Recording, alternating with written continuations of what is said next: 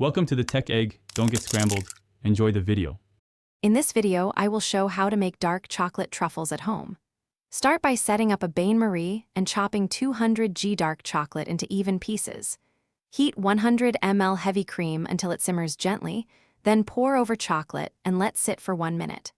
Stir until smooth, add a pinch of salt, and transfer to a bowl to cool before chilling for easier shaping.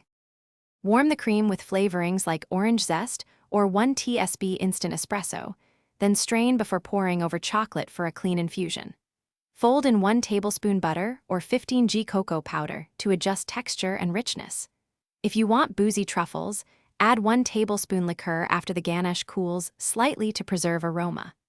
Cool until spreadable, then scoop portions with a small spoon or melon baller for consistent sizes. If you're finding this video helpful, please subscribe and like to support the channel. Quick recommendation: pick up those leak-proof containers to stash truffles or leftovers without mess.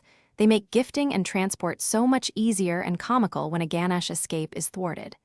I use them for tempering tools and storing coatings too, which saves cleanup time. Check the description for the link and other deals. Now let's get back to the video. Scoop chilled ganache into roughly 12 g portions for tidy bite-sized truffles, then roll quickly with lightly chilled hands to prevent melting. Coat each piece in cocoa powder, chopped nuts, or tempered chocolate for different finishes and crispness. Let coated truffles set on parchment at room temperature for a short time, then refrigerate in a single layer to firm. Bring to room temperature briefly before serving for the best flavor and texture.